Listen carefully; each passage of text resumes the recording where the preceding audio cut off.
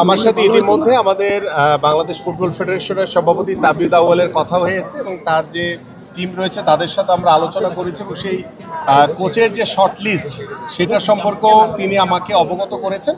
তো আমরা আশা করি যে 2-1 দিনের ভিতরেই ইনশাল্লাহ আমরা আমাদের যে চূড়ান্তভাবে সিদ্ধান্ত নিব যে আমরা আসলে কাকে কোচ হিসেবে নিয়োগ দিব। এবং আমি অ্যাজ এ ফুটবলার হিসেবে এবং বাংলাদেশের মানুষের ফুটবল নিয়ে যে উৎসাহ উদ্দীপনা রয়েছে, আমরা আশা করি যে বাংলাদেশ ফুটবল ফেডারেশন এবং পাশাপাশি আমাদের সারা বাংলাদেশের যে দর্শকদের যে চাওয়া রয়েছে, যে প্রত্যাশা রয়েছে, আমরা সর্বোচ্চভাবে গুরুত্ব দিয়ে যাকে আমাদের বেস্ট মনে হবে, যাকে দিলে আমার বাংলাদেশের ফুটবল এগিয়ে যাওয়ার অনেক বেশি সম্ভাবনা থাকবে।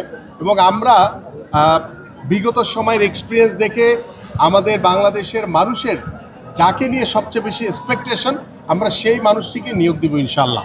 আমি ইতিমধ্যে বলেছি যে বাফুফের সাথে এক হয়ে আমরা বেস্ট পসিবল কোচকে নিয়োগ দেওয়ার জন্য যা করণীয় আছে সার্বিক সহযোগিতা বাফুফের পক্ষে থাকবে ইনশাল্লাহ। Thank you.